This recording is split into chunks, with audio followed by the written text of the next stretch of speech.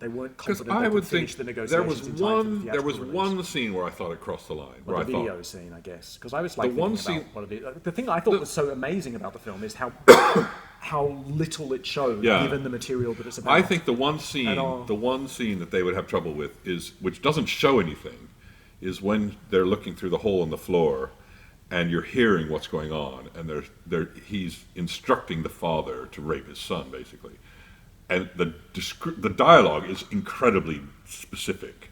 And I thought, if you just took out like 2 of those lines, everyone still knows what's going on, but you don't have to say "stick it in him," that kind of thing. That line isn't really fully necessary in that scene, even though it's horrifying. And I thought it was an incredibly strong film. I was obsessed with film as a child, completely mad about it. I went to see everything that came out. I was sneaking from multiplex to multiplex, and it was just always an obsession for me. So I studied journalism at university, and when I started working as a journalist, as a freelance, editors start moving toward your specialty. So when they realize that you have a passion for film, you have a history of film in your life, you've seen a lot of films, you kind of know what you're talking about, they start assigning you stories that relate to film. And it just happened because it was a specialty of mine. It was something that I knew something about because I had basically given my whole life to studying it without realizing that's what I was doing. And that's how I got into film journalism, because that became an area of specialty for me. So. And if I may ask, do you have a day job, or is this your career? I'm a journalist. I'm a freelance journalist. I also do editing and graphic design. So basically anything that helps pay the bills. But predominantly, my income over the last 15 to 20 years has been through film journalism. And I guess I'm going to turn to sort of the subject of film criticism in the abstract, what its values are and so on. But before we address what it is, maybe we should start with what it isn't. Are there any kind of popular misconceptions of film criticism that really, really annoy you or grate with you? I think the biggest misconception is that we watch movies and get paid for it. People say, oh, it must be nice to get paid to watch movies. No, I don't get paid to watch movies. I've never been paid to watch a single film. I get paid to write about the film. So I have to watch the film in my own time, which that's my free time that I have to spend watching the films. That's not part of my office hours. I only get paid for the time I sit at my computer writing or at a radio microphone talking about the film. That's, I think, the biggest misconception. That's perfect, thank you. I'm so glad to hear someone articulate that as well. The other thing is that people think it must be great to watch movies all day, but we have to watch the bad movies. We don't get to just pick and go see the movies we want to see, like normal people. They look in the paper and think, oh, that looks like a nice movie. We have to go see every film that we have to review. So we have to sit through the terrible, terrible, terrible movies that most people don't even know exist. May I ask, when it comes to the actual writing process after you've seen the films, does it make any difference to you in terms of what you do as to whether the film is good or bad? I mean, obviously when you watch a film, you want to enjoy it and you want to have a good experience. But when it comes to the actual writing of a critique, do you care less? It doesn't matter if I like the film or dislike the film. The hardest thing is if I didn't have strong feelings about it. So if it's one of those 3-star movies where you kind of liked it, but it wasn't great, it didn't really work, then as you're writing, you start realizing that every single sentence is, this is really, really fun and really good, but every single sentence, or it's, despite this, da-da-da-da-da, every single sentence has a caveat, and that's really annoying. I don't like writing those kinds of reviews. But most films fall in that middle range, that kind of 3-star range. So what you prefer is the passionate love or the passionate hate? I prefer to find a film I really love, and then try to find some way of criticizing it, find something that I didn't like about it. Or, on the other side, I like to find a film I really hated, something just appalling, and find something I liked about it. I find that much more interesting. And maybe I should ask, it's a very broad question, but what do you think film criticism is and is for? I think there's 2 sides of it. The one side is the commercial side of it, the consumer side of it. It's you're writing about a film that possibly the readers haven't seen, so they might want to find out what it's like before they go see it. And secondly, they might have seen it and they want to find out if the general consensus agrees with how they felt about the film. So you're kind of providing a service for the consumer. The other side of it is historical. You're documenting this film and how it was received and what people thought of it for, archival purposes. And those archives exist, and people can look up what people thought of a film 50 years ago or 100 years ago. I mean, those reviews are still there. And I think that's important as well, to see what people of the time thought of the film. So I think there's the two sides of it. And so you think of your reviews as being, they're partly of record. Yeah, of the record, and they're something that you imagine as you write will have an audience in future that includes people that have already seen the film or might even have seen the film many times. Yeah, and it's also kind of, it's a way of expressing how the film fits into the history of cinema. I don't go into that when I write a review, but I'm thinking of that. I'm conscious of that when I'm writing. How this film fits into the chronology of cinema and where we are now, as opposed to where we used to be and where we're going. I don't really know if my reviews will be around in 50 years or if anybody will even know that they exist, but it's kind of nice to know that you're part of that tradition. And if they are around, they're around, yeah. Can I ask, okay, so you've seen a film and you have the blank screen or the blank page in front of you, and you know you want to commit to an idea. What is it that you do? I guess what I mean by that is the kind of the different elements that come together to make a review or critique. When you sit and look at the blank piece of paper, you've got to then put your head into that film. You've got to kind of let the film wash back over you and feel what you were feeling when you were watching it. And that informs the kind of approach you take to writing. So you write, you make yourself happy, or you make yourself frustrated, or you make yourself scared, or whatever, and you try to feel the film, and you try to convey that in your writing. My theory is I want people to understand how I felt about the film and what I thought the film was trying to say to me. That's kind of my weird goal as a critic. I'm not trying to be snarky or cynical or write smart, witty reviews. I want to kind of convey how I felt about the film and why I think it worked or didn't work. So it's kind of, a lot of it is just about immersing myself and kind of remembering the film and remembering how it made me feel and how I felt about it. And then that informs how you start writing about it. And where would you say what role does evaluation play in this? I mean, is it prime, or is it just what do you mean by evaluation? By evaluation, I mean determining whether a film is good or bad. So the qualitative kind of analysis of a film as opposed to other types of analysis. I don't really think about whether it's good or bad in that sense. I think about whether it worked, whether it had something to say. That's more important to me. And so a lot of times you see very low budget films that aren't particularly well made. The acting might not be great because they don't have the resources to hire better actors, or the actors are inexperienced, or the script hasn't been rewritten enough, or whatever. But sometimes those films still work. They still get under your skin because there's something to it. There's an idea, or there's a weight to it that make it work. So I'm not sure that whether it's good or bad is particularly relevant to how I review a film. It might be relevant to what I ultimately think, my ultimate verdict on the film, or the star rating, if I have to give it a star rating. But it doesn't necessarily change the way I write.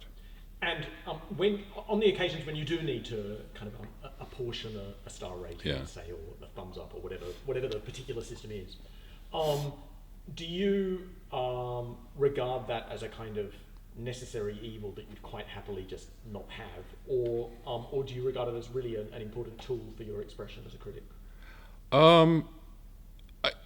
I resisted it for a long time when I first started writing, because when I first started writing film stuff, I did it on my own. I self-published a newspaper that turned into a website, and I didn't have any star ratings for probably the first 10 years. And I quite liked the liberation of that. And I've written for a few clients that didn't ask for star ratings, and I really enjoy that because you can kind of be a bit freer in the way you word things. When I do use a star rating, I tend to write to that rating, which is a very different process, because when you say something is badly written as a 3-star film, that means something. If you say it's badly written as a 5-star film, that means something very different. So you have to, and it's also the same thing with the certification. If it's a PG or a 15 or a 12 or whatever it is, that changes what those things mean as well. Because if you say, oh, the language is really vile in this film, if it's a PG, obviously that language it's vile, but it's vile in a different way. So the star rating has a relevance to the way I write the review, which is kind of a weird thing. They kind of work against each other or with each other. But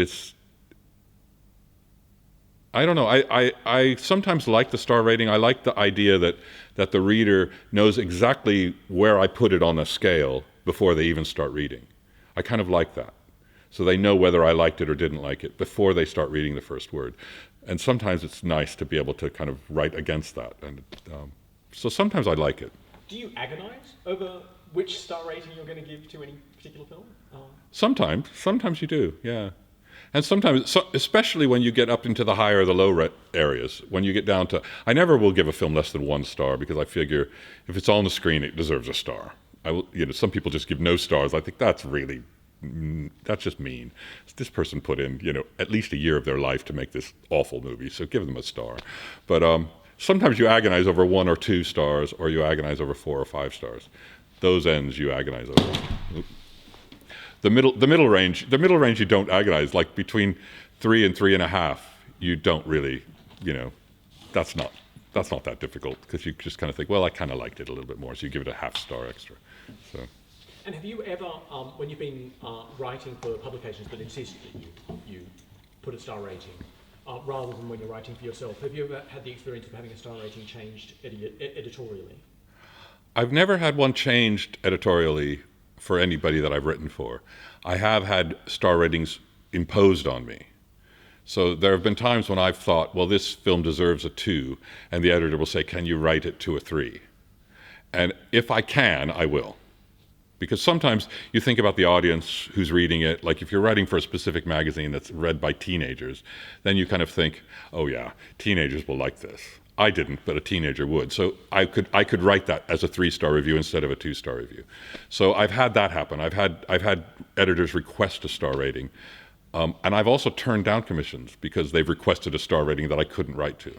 If they want 4 stars and I think there's no way I cannot give that. I said, I could possibly give it 3, but I could not give it a 4. And then you don't get the job. Well, that's very clear. Okay, thank you.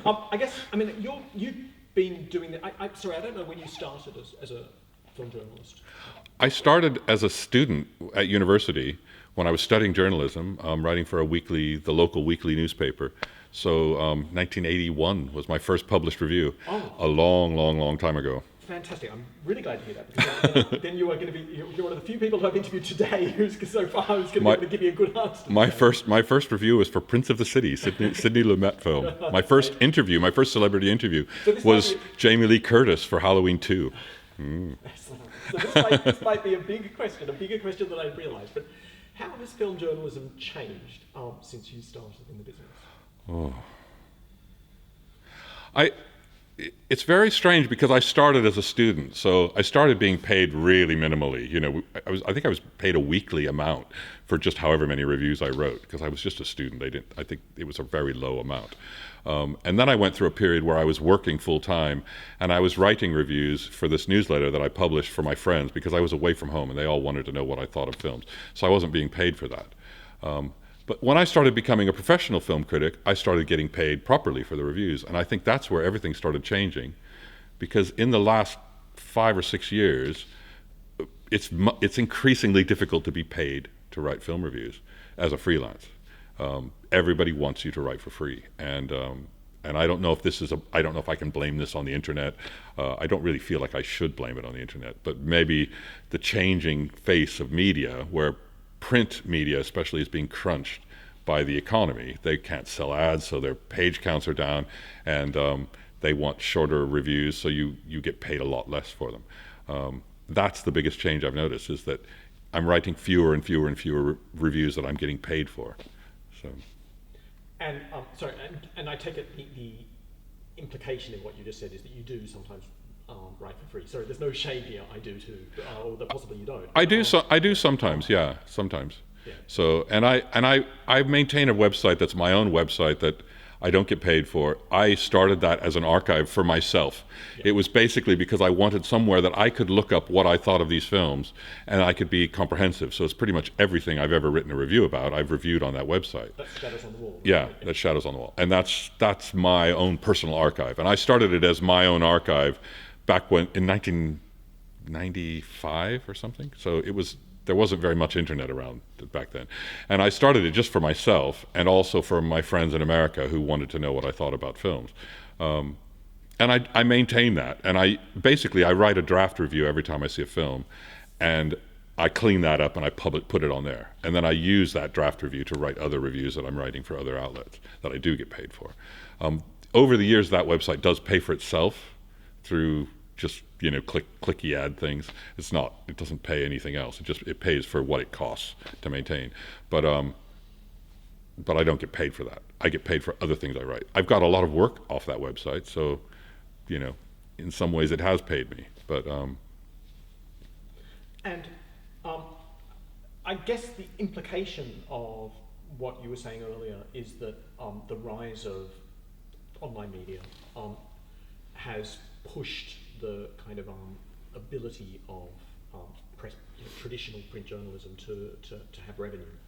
It's sort of it's challenged its revenue stream through the advertising revenue stream. Do you think there is a future for print journalism? And I mean specifically for film journalism in print, but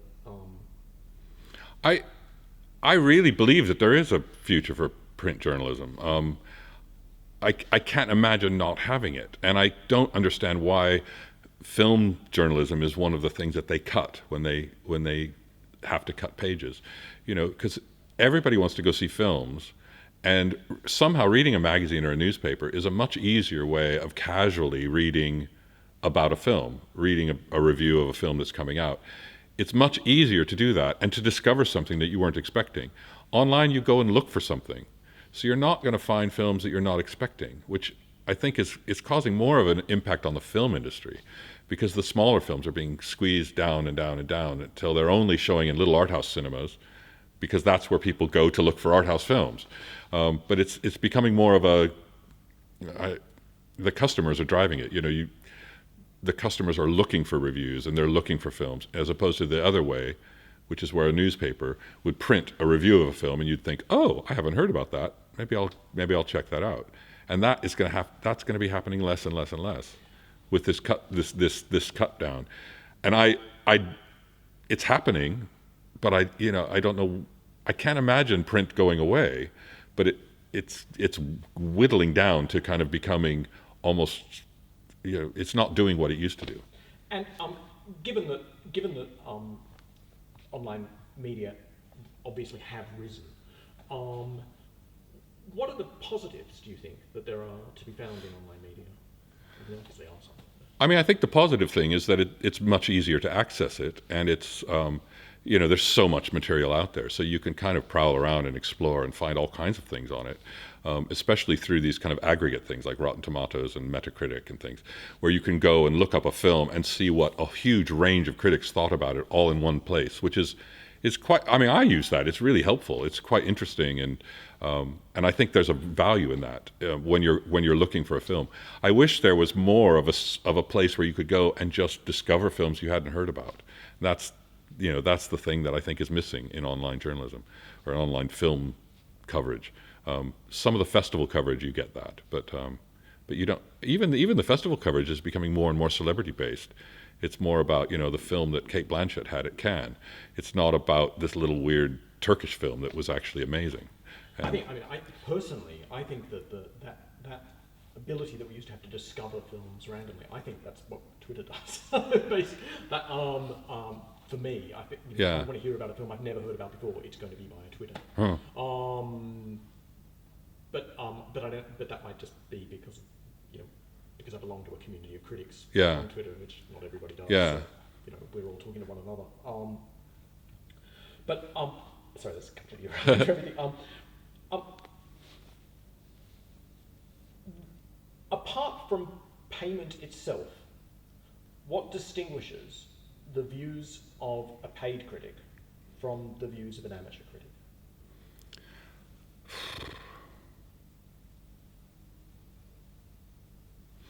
I think the thing that distinguishes the professional critic from amateur is that the professional has enough experience that someone is willing to pay them.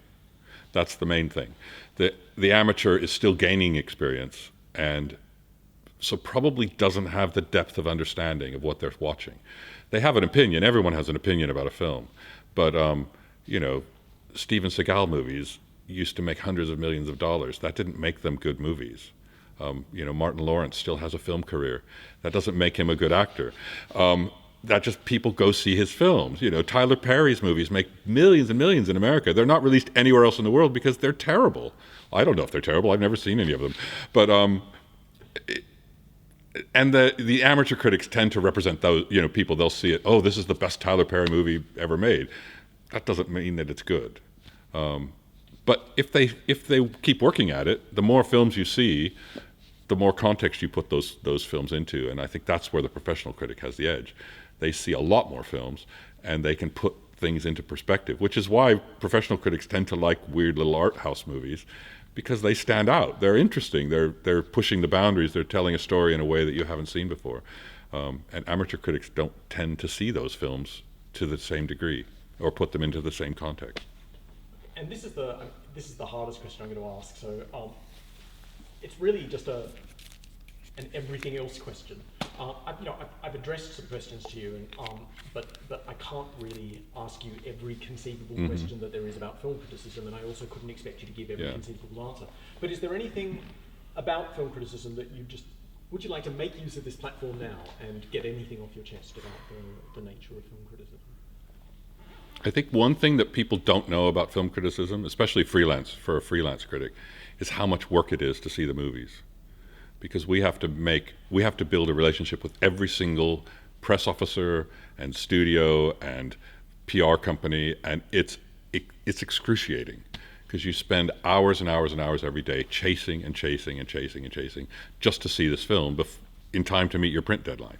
And it's a lot of work, and that is something I don't think anybody really outside of the business really understands how much work that is, and how frustrating it can be when you just don't get answers from people, or they just say, oh, that screening is full and you can't get into it. And those are daily experiences that every film journalist knows. Every film journalist goes through that, and it's a frustration that we all talk about when we get together, and nobody really knows about. It's like a little industry kind of frustration that gurgles. I think the same things happens on the PR side. They probably get together and talk about how annoying we are, but that's kind of a backstage struggle that is it's quite a big issue in the industry, and especially with the media changing, with the more targeted media and things. So the PRs kind of tend to target their films to journalists who they think will cover the film the way they want it. It's all big game going on in the background that never is ever reflected on the public stage. You never see that reflected anywhere else.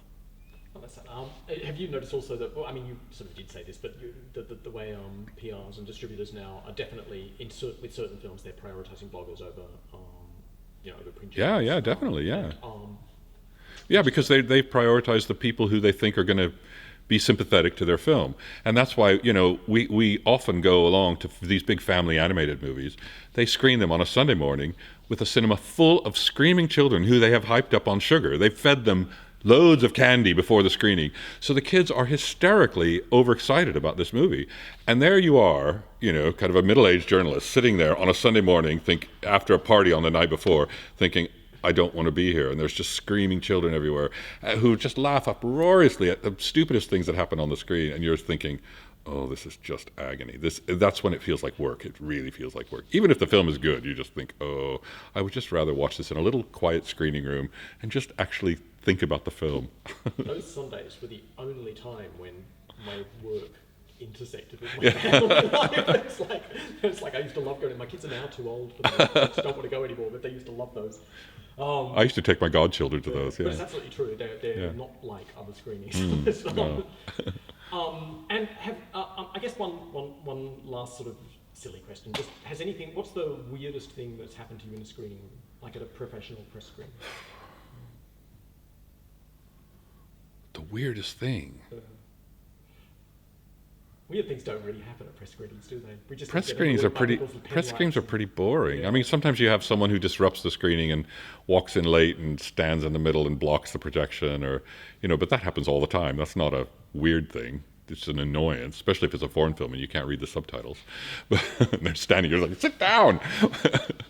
But otherwise, it's not. I mean, screenings are fairly civilized things. You just go, you maybe have a glass of wine if you're lucky before the film, and you sit down and they're quite nice, especially private screening rooms are very comfortable, and they have very good projection and sound, better than a cinema, and you can just sit and relax and enjoy the film kind of unbothered. So it's much more difficult now when you get a lot more screeners online, where you have to fight your streaming, your bandwidth issues, and the film starts and stops and restarts and judders and freezes, and you're thinking, this is not the way to watch this film because I'm not able to give it its full attention. But more and more films are being screened that way, and watched that way by the audience. Yeah, and the audience is watching that way. Yeah. So, but it's not the way to watch a movie when it's all juddering and stopping and starting, and that's not a good way to watch a movie. I get frustrated with that. I guess I did have one more question. It's just completely slipped my mind. It was about something about.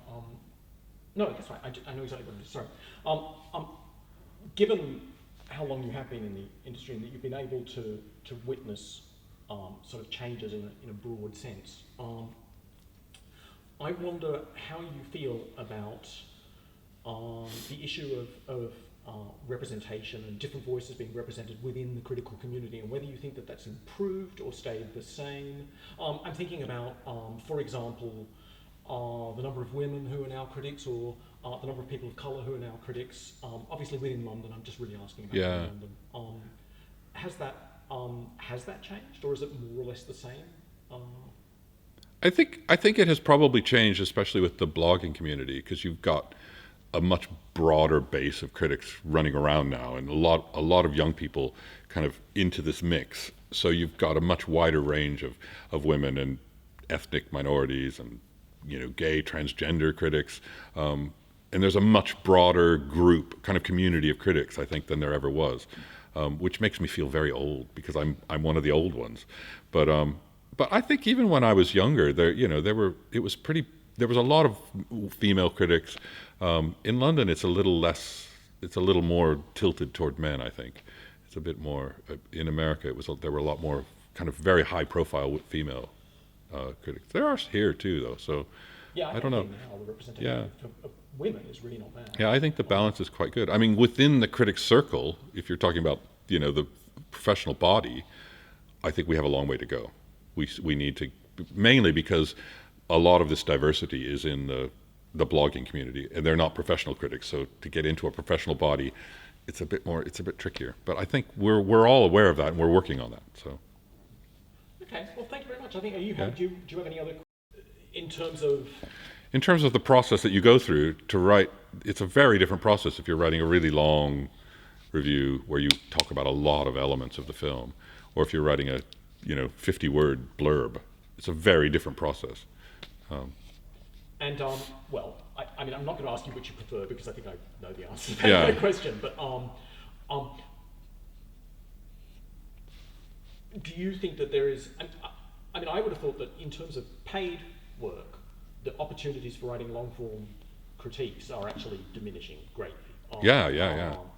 Well, online people want long reviews. I mean, they don't want 1,000 words, but they might want 500 words, which is. Now that's long. Yeah. That's a long review. And it's quite fun to write a long review because you can get into a lot more detail and actually express a lot more about how you feel about the film. But the short reviews are a much bigger challenge to write because if you only have 100 words, every word has to count. You cannot you can't have a rambly sentence. You have to kind of craft that sentence, and I quite like that challenge. I like the challenge of writing a really short review and trying to convey just a little bit about how you feel about the film and what the film is trying to say in a really tiny amount, in 2 sentences. It's quite good fun, but it is a lot more work, and in print especially, there's more. The reviews are just getting shorter and shorter and shorter in print. So you find yourself every day staring at the page, thinking, "I've got to cut half of this out, and it's only 50 words, and it's crazy." So, but it's quite good fun. I quite enjoy that challenge. That's kind of one of the last remaining challenges, isn't it? Is to get a really amazing 50-word review written. Do you think, by the way, I don't want to end on a bum note or anything, but do you think that that the future is pretty bleak for us? I mean, do you sort of sometimes wake up in the morning and think, why am I still doing this? Yeah, I do. I think I sit and stare at what I'm working on and think I don't have enough work really to survive, and that's simply because the opportunities are getting fewer and fewer and fewer, and also because people are paying less and less and less. In print, the word counts are so small that you're being paid a very tiny amount for a very tiny review, and online they just don't want to pay you. They pay you half the rate of anyone else anyway, so if they pay you at all. And sometimes it's very frustrating, and you just think, what is the future of this industry? And are we going to get to the point where everybody has to have a day job? All the film critics have to have a day job in order to support their habit, That's very frustrating. It's really, I feel like it has to balance out. There has to be a point where the general public says, wait a minute, we need better reviews than this. Because if the sea of amateurish reviews that don't really say anything. I've read some reviews online that were 2,000 words, and you got to the end and thought, I don't actually know what they thought of this film, because they're not trained writers, and they don't have enough history of film history to really put the film into some kind of meaningful context. And I think eventually the public will get tired of that. We'll get tired of reviews that don't really say anything, especially the little tiny reviews that there's not space to say anything. And hopefully it'll swing back. I don't think that will mean the print media will come surging back, but maybe the online media will strike a better balance. Yeah, I must say personally, the problem that I find is not with the reviews you find online that are just terrible. I mean, there's lots of those, but the reviews you find online that are really, really good, where the person who's written it hasn't been paid. Yeah. Because that's what we're competing with, and that's a big problem for us, because there are always quality writers who are going to be willing to work for free, and But the frustration is that a lot of young people are obviously willing to work for free to get their career going, but at the moment, working for free is meaning that they won't have a career to go to, their future career. Because if everybody's getting stuff for free and it's good, because a lot of these young writers are amazing, they're great. They're never going to get paid to do that. They're going to have to find another job, and that's really frustrating, because there's something about being a professional critic that gives you this freedom to really work out what you think about a film. And if you have to go off to a job and work 8 hours, you're not going to have that time to really, really consider the film and weigh it up, because you've got something else on your mind. And it's going to become an activity of wealthy hobbyists. So exactly. Independent wealthy hobbyists, which is not, which is a very kind of restrictive voice to have out there. Yeah. I think. I'm really sorry to end on that. But thank you very, very much indeed for your time. That's been really, really good. But that's something we all think about every day. That's not a note to end on. That's like the thing that echoes in the back of your head all the time. Yeah. I mean, that was what I liked about it, was that it was so subtle. I mean, it is a total gay story. Yeah. It's about a man who's repressed about his sexuality, and he expresses it in this insane fantasy. I mean, completely insane fantasy. And we're completely on the same page about it. And you're watching it thinking, this is genius. It's so clever and it was about the first half of the movie. I was thinking, I'm not really getting this. I'm not really going with this. And then it kind of clicks in, and you think, no, this is really clever. This is really actually very dark and funny. And I mean, speaking of the erection at the end, just the fact that it's a sword, but he's going around with a sword. Yeah, with the samurai guy with this huge erection. Yeah, it's just genius. It's genius. And it's and it's very kind of silly literate as well. I love that film. I thought it was great. I thought it was great. I really enjoyed it. And he was a really good interview. He was he just came across as a really, really nice guy. Yeah. I had met him but once before at a film festival at the Iris Prize. He won the Iris Prize. He won the first Iris Prize, Cowboy, which was the same guy. It's the same actor. I haven't seen. He also plays the provocateur in that film. the kind of mysterious, slightly Bukowski or something like supernatural. that. Pete Bukowski or something like that. Yeah. Pit something. Yeah. Because I said, "Oh, you really like Pit Bukowski?"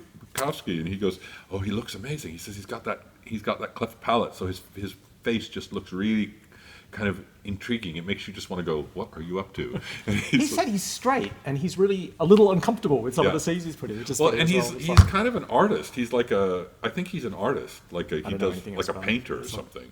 He's not always. He does a lot of acting, but mainly he plays. I think he does like comedy, like television sitcoms in Germany. So Till puts him in these crazy, freaky gay roles, and he loves it because it's just so nothing like anything else he does. So he really likes doing those. But I can't wait. But it was fun. That was a really fun interview with him because and then he won the Irish Prize, and then he made a film in Cardiff called Boys Village. The film he won for was Cowboy. Oh, I haven't heard of that, but Then he made a film called Boys Village, which is a really beautiful, really kind of ethereal, about a little boy who goes into this kind of old, it's like an old work camp in Cardiff, outside of Cardiff, that's just been abandoned. And he kind of has these memories. It's a man who remembers when he was a boy.